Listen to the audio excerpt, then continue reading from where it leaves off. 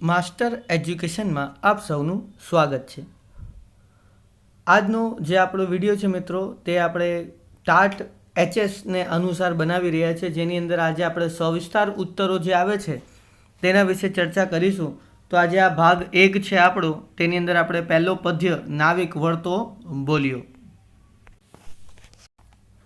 પહેલો પ્રશ્ન, નાવિક વળતો બોલ્યો કાવ્યના આધારે નાવિકના ભક્ત હૃદયને આલેખો। તો એનો ઉત્તર છે કે નાવિક ભોળો હતો, તે શ્રીરામનો પરમ ભક્ત હતો। ગંગા નદી પાર કરવા એની પાસે શ્રીરામ, સીતા, લક્ષ્મણ અને વિશ્વામિત્ર આવ્યા।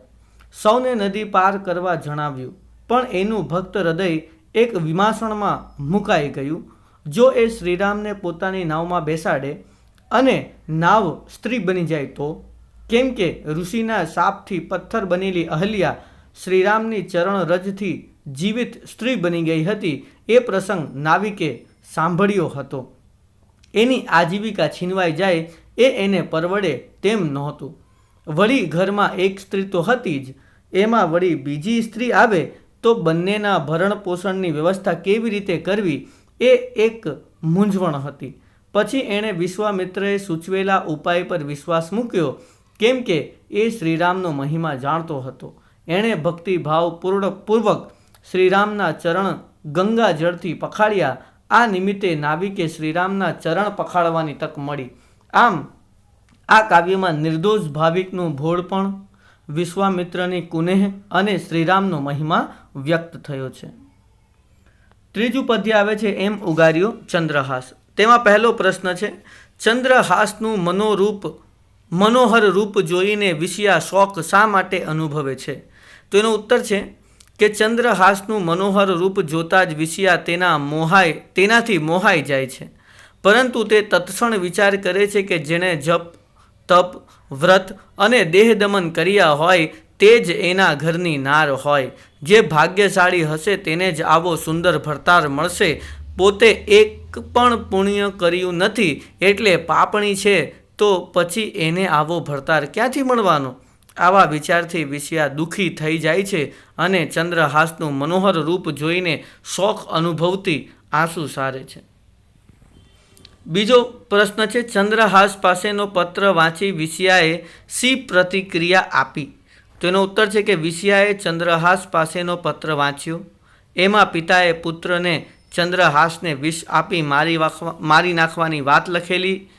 પિતાનો આ સંદેશો વાંચતા જ તે છણકો કરે છે। આવું લખતા પિતાના હાથ કપાઈ જવા જોઈએ। જો કે વિષયામાં કોઠા સૂઝ છે, તે તત્ક્ષણ સમય સૂચકતા વાપરે છે। પોતાના એક નેત્રમાંથી કાજળ કાઢે છે અને બીજા નેત્રમાંથી જળ લે છે અને તણખલા વડે વિષ શબ્દમાં યા શબ્દ ઉમેરી વિષયા લખે એ પત્રો ચૂપચાપ ચંદ્રહાસની કમરમાં બાંધી દે છે। ત્રીજો પ્રશ્ન છે, ચંદ્રહાસ કેવી રીતે ઉગર્યો?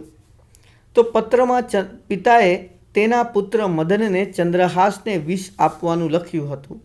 આ પત્ર વિષયાના હાથમાં આવતા તેણે આ હકીકત જાણી। વિષયાએ તત્ક્ષણ સમય સૂચકતા વાપરી પોતાની હૈયા સૂઝથી એણે તરત જ તેના એક નેત્રમાંથી કાજળ કાઢ્યું અને બીજા નેત્રમાંથી જળ લઈ તણખલા વડે પત્રમાં લખેલ વિષ શબ્દમાં યા શબ્દ ઉમેરી વિષનું વિષયા કરી નાખ્યું।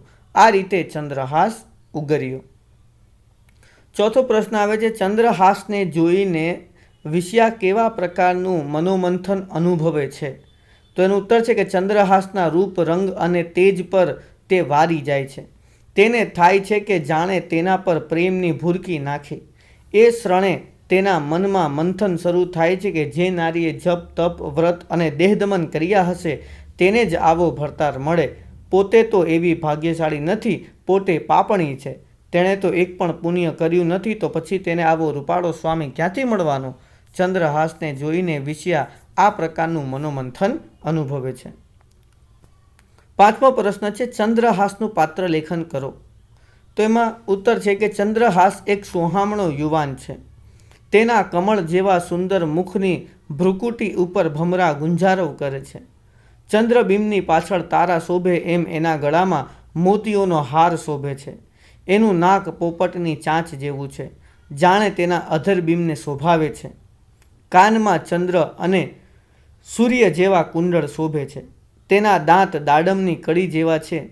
તેનો કંઠ કપોત જેવો, હાથ કુંજર એટલે કે હાથી જેવા અને કમળના રંગ જેવી તેની હથેળી છે. તેણે બાઈ પર બાજુબંધ બેરખા અને આંગળીમાં વીંટી ઇત્યાદિ ઘરેણાં પહેર્યા છે. ચંદ્રહાસના આવા રૂપ રંગ અને તેજથી અંજાઈ ગયેલી વિષ્યા પણ જાણે પ્રેમની ભૂરકી નાખી આવા સોહામણા ચંદ્રહાસ સાથે લગ્ન કરવા વિષ્યા ઉતાવળી થઈ છે. કવિ પ્રેમાનંદે ચંદ્રહાસના દેહ સૌંદર્યને ઉપમા, રૂપક અને ઉત્પ્રેક્ષા અલંકારથી શણગારીને તેની કમનીય કાયાનું ચિત્રાત્મક વર્ણન કર્યું છે. તેના સૌંદર્યની મુક્ત કંઠે પ્રશંસા કરી છે. છઠ્ઠો પ્રશ્ન છે, એમ ઉગાર્યો ચંદ્રહાસ કાવ્યમાં તમને કયું પાત્ર ગમ્યું, શા માટે? તેનો ઉત્તર છે કે એમ ઉગાર્યો ચંદ્રહાસ કાવ્યમાં અમને વિષ્યાનું પાત્ર ગમ્યું, કારણ કે વિષ્યાએ ચંદ્રહાસને ઉગારવા માટે પોતાની ચતુરાઈ, સમય સૂચકતા અને કોઠા સૂઝનો ઉપયોગ કર્યો. એ જાણીને વિષ્યા આપણું હૃદય જીતી લે છે. કઈ રીતે જોઈએ? વિષ્યા ચંદ્રહાસના રૂપ, રંગ અને તેજ પર વારી ગઈ છે. એને થાય છે કે ચંદ્રહાસે જાણે એના પર પ્રેમની ભૂરકી નાખી. એ સોહામણા ચંદ્રહાસ સાથે લગ્ન કરવા ઉતાવળી થાય છે. ત્યાં અચાનક એની નજર ચંદ્રહાસની કમરે બાંધેલા પત્ર પર જાય છે. ચકોર વિષ્યા હળવેકથી એ પત્ર ચંદ્રહાસની કમરેથી છોડીને વાંચે છે. એમાં પિતાએ પુત્રને એટલે કે વિષ્યાના ભાઈને ચંદ્રહાસને વિષ આપી મારી નાખવાની વાત લખેલી છે. પિતાનો આ સંદેશો વાંચતા જ એ છણકો કરે છે. આવું લખતા પિતાના હાથ કપાઈ જવા જોઈએ, પરંતુ વિષ્યામાં કોઠા સૂઝ છે. તે તત્ક્ષણ સમય સૂચકતા વાપરે છે. પોતાના એક નેત્રમાંથી કાજળ કાઢે છે, બીજા નેત્રમાંથી જળ લે છે અને તણખલા વડે પત્રમાં લખેલ વિષ શબ્દમાં યા શબ્દ ઉમેરી વિષ્યા લખીને એ પત્ર ચૂપચાપ ચંદ્રહાસની કમરે ભેરવી દે છે. આમ વિષ્યા ચતુરાઈથી પોતાના પ્રિયતમ ચંદ્રહાસને મૃત્યુમાંથી ઉગારે છે. હવે આવે છે પદ્ય 5. એમાં પહેલું છે છપ્પા. છપ્પામાં પહેલું છે કે આવી નગરમાં લાગી લાઈ, છપ્પા દ્વારા રજૂ થયેલ જ્ઞાનના મહિમા વિશે નોંધ લખો. તો ઉત્તર છે કે નગરમાં અચાનક આગ લાગે તો પંખીને સહેજે ફરિયાદ નથી, કેમ કે એ આગથી બચવા ત્યાંથી ઉડી શકે છે. પણ પાંખ વગરના ઉંદર બિચારા ક્યાં જાય? એટલે એ ડરના માર્યા ચૂં અવાજ કરીને શોર મચાવે છે. એની પાસે પાંખ નથી, એટલે એનામાં પંખીની જેમ ઉડવાની તાકાત નથી. કવિ અખો ઉંદર અને પંખીના દ્રષ્ટાંત દ્વારા કહે છે કે અજ્ઞાની માણસ પાસે અનુભવ જ્ઞાન ન હોવાથી એ સંસારની મુશ્કેલી રૂપી આગમાંથી બચી શકતા નથી. આથી તેઓ ડરી જઈને ઉંદરની જેમ શોર મચાવે છે, પરંતુ જ્ઞાનીજનને પંખીની જેમ સહેજે ફરિયાદ કે ચિંતા નથી. એ સંસારની વિટંબણાઓથી બિલકુલ ડરતા નથી, કારણ કે એમની પાસે અનુભવરૂપી પાંખ છે. એ પાંખથી જ્ઞાનરૂપી આકાશ સુધી પહોંચી શકે છે. આથી અનુભવ જ્ઞાનના બળે એ સારી રીતે જીવન પસાર કરી શકે છે. આ છપ્પાનું તાત્પર્ય એ છે કે અનુભવ જ્ઞાન સંસારની વિટંબણાઓમાંથી ઉગારવાનું એકમાત્ર ઉપાય છે. બીજો પ્રશ્ન છે, ભાષા વિશેના અખાના વિચારો વિશે નોંધ લખો. તો ઉત્તર કે અખો ભાષાનું મહત્વ આપનારને મૂર્ખ કહે છે. અખાના મતે જેમ યુદ્ધના મેદાનમાં યોદ્ધો પોતાના ભાષાથી નહીં પણ પોતાની બહાદુરીથી લડે છે, આથી જ એ શૂરવીર કહેવાય છે. એમ ભાષા કરતાં એમાં રજૂ થયેલ ભાવનાનું જ વિશેષ મહત્વ છે. કોઈને સંસ્કૃત ભાષા બરાબર ન આવડતી હોય તો શું થયું? પ્રાકૃત ભાષામાં જો પોતાની ભાવના રજૂ કરી શકે ને, શું એની ભાવનાઓનું પ્રાકૃત ભાષામાં કોઈ જ મૂલ્ય નથી? જીવનનો સઘળો સંસાર આ 52 અક્ષરથી જ ચાલે છે, પરંતુ તેથી પર 53માં અક્ષર રૂપી પરમ તત્વ પરમાત્માને જાણે તો એનો બેડો પાર થઈ જાય, અર્થાત સંસારમાંથી મુક્ત થઈ જાય. ત્રીજો પ્રશ્ન છે, પહેલા છપ્પા દ્વારા અખો શું સમજાવવા માંગે છે? તો એનો ઉત્તર છે કે પહેલા છપ્પા દ્વારા અખો કહેવા માંગે છે કે અનુભવ જ્ઞાન જ જીવનની અનેક વિટંબણાઓમાંથી બહાર નીકળવાનો સાચો રાહ દર્શાવે છે. અખો ઉંદર અને પંખીના દ્રષ્ટાંત દ્વારા આ હકીકતને સ્પષ્ટ કરી આપે છે. જો નગરમાં આગ લાગે તો પંખીને તેની કોઈ ચિંતા કે ફિકર નથી, કેમ કે એ આગથી બચવા પોતાની પાંખ વડે ઉડી જાય છે. પોતાની જાતને બચાવી શકે છે, પણ ઉંદર બિચારા ક્યાં જાય એટલે એ ડરના માર્યા ચૂંચું અવાજ કરીને શોર મચાવે છે. એની પાસે પંખીની જેમ ઉડવાની તાકાત નથી. આમ અજ્ઞાની જન ઉંદર જેવા છે. એમની પાસે અનુભવ જ્ઞાન નથી, એટલે તેઓ સંસારની વિટંબણાઓથી ડરી જાય છે.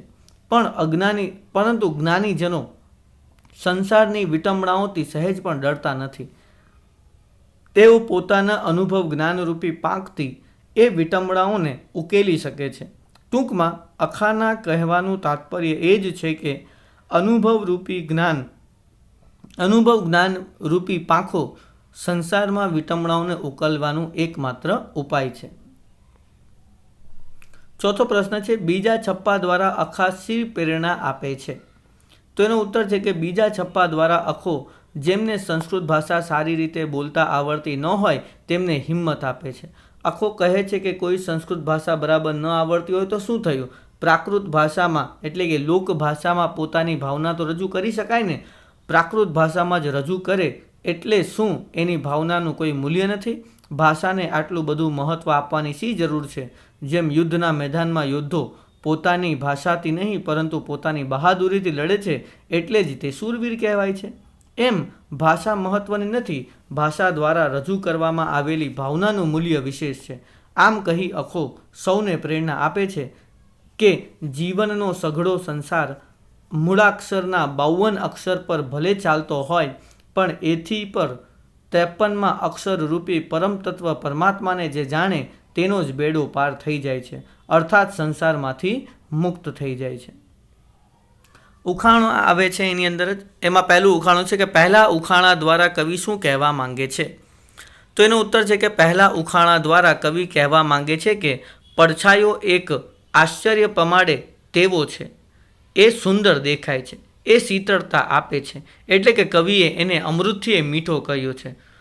મનુષ્યના શરીર પર હાડકાં છે, વાળ છે, લોહી છે, નખ છે, ચામડી છે, પણ આ પડછાયા પાસે તો આમાંનું કાંઈ જ નથી, છતાંય એની પાસે અમૃત જેવી શીતળતા છે.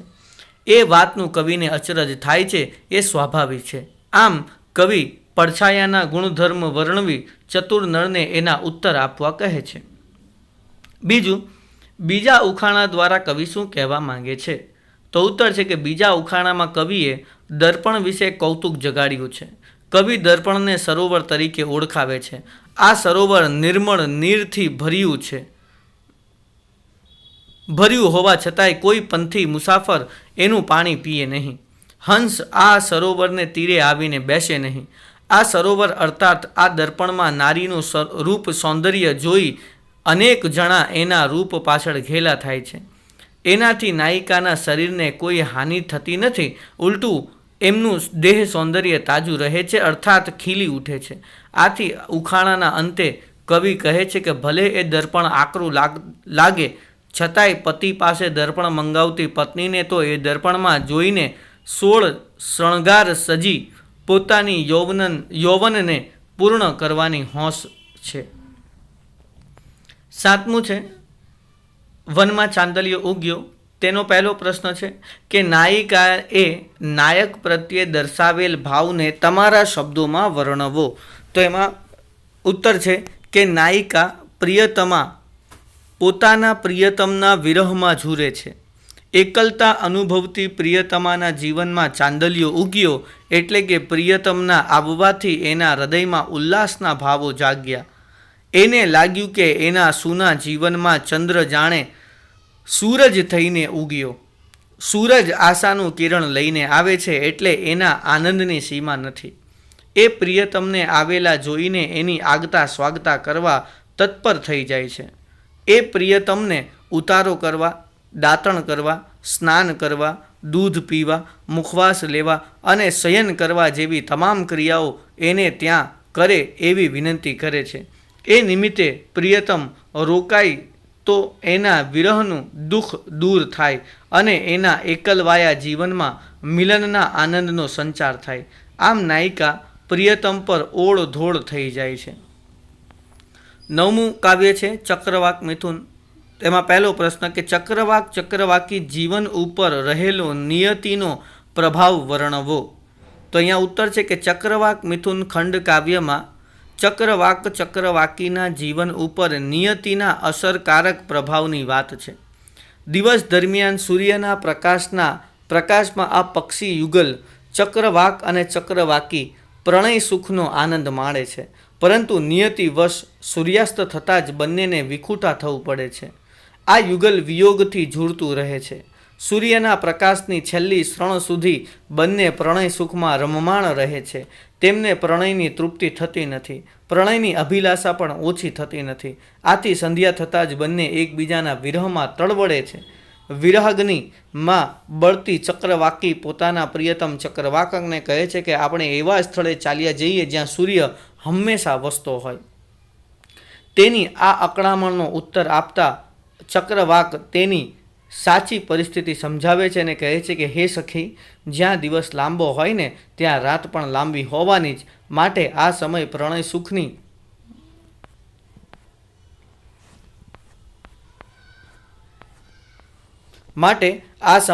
પ્રણય સુખની આશા રાખવાનો સો અર્થ. દિવસ અને રાતનું નિર્માણ એ નિયતિનો વણલખ્યો કુદરતી ક્રમ છે. એને મિટાવવો અશક્ય છે. નિયતિના આ પ્રભાવ હેઠળ ચક્રવાક અને ચક્રવાકીને જીવવું પડે છે. યુગલની આ નિયતિ છે અને આ જ તેમની વિરહ વેદના છે. બીજો પ્રશ્ન છે, ચક્રવાકી ચક્રવાકને ક્યાં જઈ વસવાનું કહે છે, શા માટે? તો એનો ઉત્તર છે કે નિયતિ વશ સૂર્યાસ્ત થતાં જ આ યુગલને એકબીજાથી વિખૂટા પડવું પડે છે. દિવસ દરમિયાન એક ક્ષણ ચક્રવાક ચક્રવાકી માટે પ્રણય સુખની હતી. તેમને પ્રણય સુખની તૃપ્તિ થઈ નહોતી. એ બંનેને પ્રણય સુખની અધિક અભિલાષા હતી, પરંતુ સંધ્યા થતાં બંનેને એકબીજાના વિરહમાં ઝૂરવું પડે છે. તેમને આ વિરહ અસહ્ય થઈ પડ્યો. આથી ચક્રવાકી ચક્રવાકને કહે છે કે જ્યાં સૂર્યનો પ્રકાશ સદૈવ રહેતો હોય, અર્થાત જ્યાં દિવસ લાંબો હોય તેવા સ્થળે જઈને વસવાનું કહે છે. ત્રીજો પ્રશ્ન છે, મહત્વનો પ્રશ્ન છે, ચક્રવાક મિથુન ખંડ કાવ્યનો અંત લખો અથવા ચક્રવાક મિથુનનો અંત તમને કેવો લાગ્યો તે કારણો આપો. તો ઉત્તર છે કે સૂર્યાસ્ત થતાં ચક્રવાક અને ચક્રવાકી યુગલને નિયતિવશ એકબીજાના વિરહમાં તળવળવું પડે છે. વિરાગ્નિમાં બળતી ચક્રવાકી પોતાના પ્રિયતમ ચક્રવાકને જ્યાં સૂર્ય સદૈવ વસતો હોય એવા સ્થળે દૂર દૂર ચાલ્યા જવાનું કહે છે, પરંતુ ચક્રવાક તેને વાસ્તવિક પરિસ્થિતિ સમજાવતા કહે છે કે જ્યાં દિવસ લાંબા હોય ત્યાં રાત પણ લાંબી જ હોવાની. એટલે તેના આ નિર્ણયથી વિરહ દૂર નહીં થાય. આથી વિરહ દુઃખનો અને જીવનનો અંત લાવવા બંને ચક્રવાક અને ચક્રવાકી સૂર્યાસ્ત થતાં આંખ મીચીને એક સાથે ગહન રૂપ મૃત્યુની ખીણમાં ઝંપલાવ્યું છે. પરંતુ અચાનક આ ધન્ય દુનિયામાં પ્રવેશ કરતાં જ તેમને કોઈ દિવ્ય પ્રકાશના દર્શન થાય છે. તેમની અન્ય દુનિયાની શોધ સફળ થાય છે. તેમને સર્વત્ર પ્રકાશમય ચૈતન્ય દેખાય છે. કવિના શબ્દોમાં કહીએ તો ક્યાંય અચેતન એક દિશે નહીં. કવિની આ અંતિમ પંક્તિથી સમગ્ર ખંડ કાવ્યની અર્થ છાયા બદલાઈ જાય છે અને એક ચમત્કૃતિ પૂર્ણ અંતથી ખંડ કાવ્ય પૂરું થાય છે. આથી ચક્રવાક મિથુનનો અંત અમને યોગ્ય લાગ્યો. 11મું, સીમ અને ઘર. સીમ અને ઘર એ આપણે જીવંત ચિત્ર જોતા હોઈએ તેવું સોનેટ છે. આ વિધાનને સાર્થક કરો. તો ઉત્તર છે કે સીમ અને ઘર સોનેટમાં કવિએ સીમમાં ચરતી ગાયો, વડલા નીચે વાગોળતી ગાયો, ઊંઘમાં ઝોકા ખાતી ગાયો, ચારે બાજુ પથરાયેલી અસીમ શાંતિ, નસે નસમાં ધસી રહેલી સીમનું આબેહૂબ વર્ણન કર્યું છે. પ્રકૃતિના આ શાંતિમય વાતાવરણમાં સાંજ થતાં સીમથી ઘર તરફ જતી ગાયોનું ધણ, ઘેર આવીને ગમાણમાં પ્રવેશતી ગાયો, ગમાણમાં બણબણતી બગાઈઓ અને ભૂખથી તળવળતા વાછરડા માટે પ્રયોજેલ ભૂખની ઉઘડતી ખાઈઓનો શબ્દો પ્રયોગ, ખીલે બંધાતી ગાયો અને ગાયના આંચણમાં વળગી ધાવતા વાછરડા અને એ ધાવણમાં વરસેલું આખી લીલી સીમનું સત્વ વગેરેનું ક્રમશઃ કરેલું તાદૃશ્ય વર્ણન જોતા સમગ્ર સોનેટમાં સૌંદર્ય કેવું સરસ નિખરી ઉઠ્યું હોય છે તેની પ્રતીતિ થાય છે. જાણે આપણે જીવંત ચિત્ર જોતા હોઈએ એ રીતે એક ચિત્રકાર બનીને કવિએ પ્રકૃતિના સૌંદર્યને ક્રમશઃ નિખારવા ભાવાનુરૂપ છંદ અને લયનો કરેલ પ્રયોગ પણ ધ્યાનાકર્ષક છે. બીજો પ્રશ્ન છે, સીમ અને ઘરનું કથા વસ્તુ તમારા શબ્દોમાં લખો. તો ઉત્તર છે કે હજી સીમ લીલીછમ હરિયાળી છે, એ સીમમાં ગાયો ચરી રહી છે. એ હરિયાળી એટલે કે હરિયાળું ઘાસ ને પેટમાં ભરીને ખાધી છતાંય હરિયાળી ખૂટે નહીં એટલી વિશાળ સીમ છે. રાત પડવા આવી છે. હવે રાત્રિના અંધકારમાં ગાયો અદૃશ્ય થઈ જશે અને સૌ ગાયો ઘર તરફ ચાલી જશે. અત્યારે તો બપોરનો સમય થયો છે. વડના વૃક્ષ નીચે વાગોળતી અને ઊંઘના ઝોકા ખાતી ગાયોને જોઈને અસીમ શાંતિ હસી રહી છે. ગાયોની નસે નસમાં જાણે સીમ ધસી રહી હતી. ગાયો ઘેર પહોંચી. ત્યાં ગમાણમાં બગાઈઓ બણબણે છે ને અતિશય ભૂખ લાગવાથી વાછરડાના પેટ ઊંડા ઉતરી ગયા છે. રાત્રિનો અંધકાર ગાયોની આંખમાં મેષ આંજે છે અને ગાયો ગમાણમાં જઈને ખીલે બંધાઈ જાય છે. એવામાં ભૂખ્યા વાછરડા ગાયના આંચળમાં ધાવવા માટે મુખ નાખે છે. ત્યાં તો વાછરડા એના મુખમાં આખી સીમ રેલાતા અમૃતમય સત્વનો આસ્વાદ માણે છે. ત્રીજો પ્રશ્ન છે, સીમ અને ઘર સોનેટમાં છેલ્લી 2 પંક્તિઓનો ભાવ પલટો સ્પષ્ટ કરો. તેનો પહેલો પ્રશ્ન ઉત્તર છે કે સીમ અને ઘર સોનેટમાં પ્રથમ 2 ચતુષ્ટક પંક્તિઓમાં કવિએ અનુક્રમે હરિયાળી સીમમાં ચરતી ગાયો, વિશાળ સીમનું દ્રશ્ય, બપોરના સમયે વડના વૃક્ષ નીચે વાગોળતી અને ઊંઘના ઝોકા ખાતી ગાયો, અસીમ શાંતિનું હાસ્ય અને ગાયોની નસે નસમાં જાણે સીમ ધસી રહી હોય એવા દ્રશ્યના વર્ણન સાથે ત્રીજા ચતુષ્કમાં રાત્રિનો અંધકાર, સીમથી ચરીને ઘેર આવતી ગાયોની આંખમાં મેષ આંજે છે અને ગાયો ગમાણના ખીલામાં બંધાઈ જાય છે. એવામાં ભૂખ્યા વાછરડા ગાયના આંચળમાં પોતાનું મુખ નાખે છે અર્થાત ધાવે છે. ત્યાં તો આખી સીમ પોતાનું અમૃતમય સત્વ હીર એના મુખમાં વરસાવે છે, રેલાવે છે. આમ કવિ છેલ્લી 2 પંક્તિઓમાં સમગ્ર કવિતાનું હીર પાથરી દે છે. જેમ ગાયના આંચળમાંથી વાછરડાના મુખમાં જતું દૂધ એ આખી સીમનું હીર નવનીત છે. કવિ કેવો સરસ ભાવ પલટો લાવ્યા છે. 13મું પદ્ય છે પરાજયની જીત. એમાં પહેલો પ્રશ્ન છે કે શિબિરમાં પાછા ફર્યા પછી સમ્રાટ અશોકની મનઃસ્થિતિ કેવી હતી? તો એનો ઉત્તર છે કે શિબિરમાં ફર્યા પછી સમ્રાટ અશોકની નજર આગળથી વિજયનું એ ભયંકર દ્રશ્ય અળગું થતું નથી. એને પરિતાપ થાય છે કે આ યુદ્ધ જીતવા માટે એણે કેટલાય માનવોનો સંહાર કર્યો, કેટલાયના જીવન ઉજાડી નાખ્યા. શું એ મારી મહત્તા છે, મારો વિજય છે? હું એને ગૌરવ ગણું? આ ધરતી ઉપર જઈ મારા વિજયને મનાવું? આ વિચારોએ એના મનને ઘેરી લીધું. રાજાના હૈયાને આ ઉચાટ જંપવા દેતો નથી. એ જીતનો ભાર સહી શકતા નથી.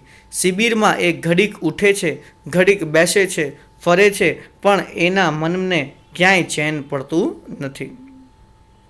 બીજો પ્રશ્ન છે સમ્રાટ અશોક પોતાની જીત શા માટે ગણતા નથી? તો એનો ઉત્તર છે કે સમ્રાટ અશોકે યુદ્ધમાં જીત મેળવીને કલિંગ નગરીને શમશાનમાં ફેરવી નાખી હતી. કલિંગની સમગ્ર ધરતી પર મૃતદેહો પડ્યા હતા. જાણે શબોના શબ્દથી એની વિજયગાથા લખાઈ હતી. એણે અનેક માનવોનો સંહાર કર્યો હતો, એમના જીવન ઉજાડી નાખ્યા હતા. એમના વિજયનું આ દ્રશ્ય ભયંકર હતું. આ બિહામણું દ્રશ્ય જોયા પછી મનોમંથનને અંતે સમ્રાટ અશોકને સમજાયું કે આ જીતથી એ મનુષ્યોના હૈયા નથી જીતી શક્યા. આ જીતથી સત્તા વિસ્તારી શકાય પણ એ સાચી જીત નથી. આથી સમ્રાટ અશોક પોતાની જીતને જીત ગણતા નથી. ત્રીજો પ્રશ્ન છે પરાજયની જીતના કાવ્યાંતે અશોકની કઈ ઉદાત્ત ભાવના રજૂ થઈ છે? તો એનો ઉત્તર છે કે અશોક યુદ્ધ દ્વારા મળતી જીતને સાચી જીત માનતો નથી. તે જીત મનુષ્યના હૈયાને જીતી ન શકે એ સાચી જીત નથી. કેવળ સત્તા વિસ્તારવા માટે યુદ્ધ કરવાથી જીત મળે છે, પરંતુ એને માટે માનવ મટી જાય એ જીત નહીં, પણ હાર છે. સમ્રાટ અશોક માનવના હૈયાને અપનાવવા ઈચ્છે છે. માનવ કલ્યાણ માટે ધર્મના આદેશ પ્રમાણે હિંસાનો માર્ગ નહીં પણ અહિંસા અને કરુણાનો માર્ગ સાચો છે. પરાજયની જીતના કાવ્યાંતે અશોકની આ ઉદાત્ત ભાવના રજૂ થાય છે. ચોથો પ્રશ્ન છે, યુદ્ધથી સામ્રાજ્ય જીતી શકાય છે, હૃદય નહીં. આ વિધાન પરાજયની જીત કાવ્યના આધારે સમજાવો.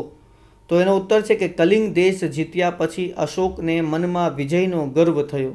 મગધ દેશના રાજાની તલવારની તીક્ષ્ણ ધારથી મળેલી જીત જાતે જોવા નીકળેલ અશોક કલિંગ નગરી જાણે શમશાનમાં ફેરવાઈ ગયેલી જોઈ. ચારે બાજુ મૃતદેહો પડ્યા હતા. આ ભયંકર દ્રશ્ય જોઈ અશોકનું હૈયું કંપી ઉઠ્યું. એને સમજાયું કે તલવારની ધારથી યુદ્ધથી સામ્રાજ્ય મેળવી શકાય પણ હૃદય નહીં.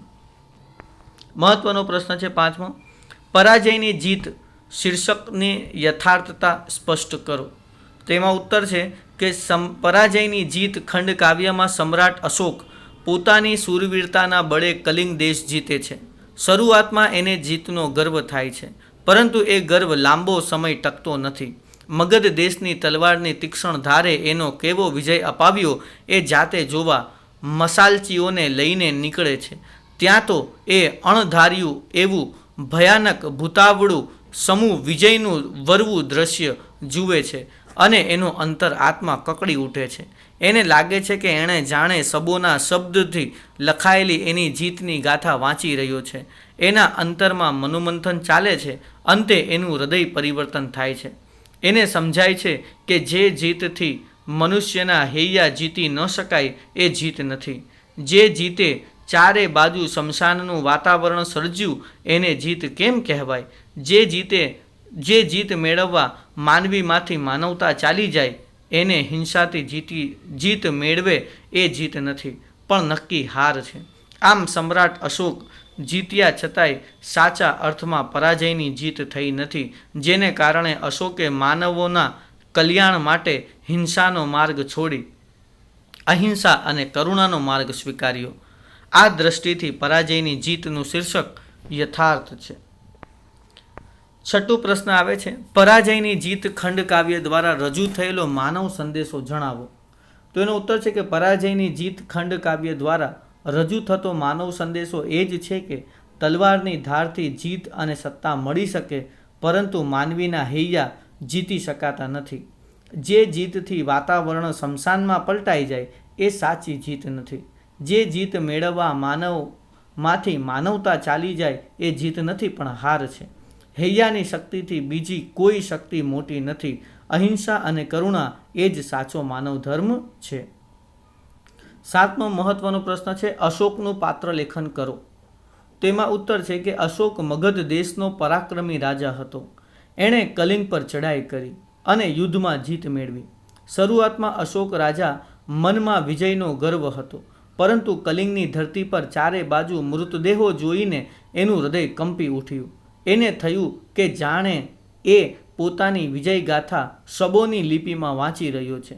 એ પોતાની જીતને સહન ન કરી શક્યો. આટલા બધા સંહાર કર્યા અને એમના જીવન ખંડિયેર કરી દીધાનો પસ્તાવો એને થયો. જે જીતથી શમશાન ઊભા થાય એ કદી સાચી જીત ન કહેવાય. એને થયું કે જે જીતથી માનવીના હૈયા ન જીતી શકાય એ જીત નથી. જે જીતથી કશું નવીન સર્જન ન થાય એને જીત કેમ કહેવાય? તલવારની ધારથી મેળવેલી જીતમાં એને પોતાની હાર દેખાય છે. હવે એના મનમાં પોતાની સત્તા વિસ્તારવાની લાલચ રહી નથી. આમ ઊંડા મનોમંથન પછી માનવી પ્રત્યે કરુણા જાગતા અશોક ધર્મના શરણે જાય છે. એ હિંસાનો માર્ગ છોડીને અહિંસાનો માર્ગ અપનાવે છે. આ નિર્ણય લેતા જ અશોકને પૂર્વમાં તેજની નવમંજરી દેખાય છે અને એ અંતરમાં શ્રદ્ધા રાખી એ તેજના માર્ગે આગળ વધે છે. તો વિદ્યાર્થી મિત્રો, આ હતો આજનો પહેલો ભાગ, જેની અંદર આપણે અલગ અલગ કાવ્યોના જે સવિસ્તાર ઉત્તરો છે ધોરણ 11 ગુજરાતી પ્રથમ ભાષાના તેના વિશે માહિતી મેળવી છે. હવે આનો જે બીજો ભાગ આવશે તેમાં આપણે આગળના જે કાવ્યો અને પાઠ બચી ગયા છે તેના વિશે માહિતી મેળવીશું. ત્યાં સુધી આપણે વિરામ કરીએ. આભાર.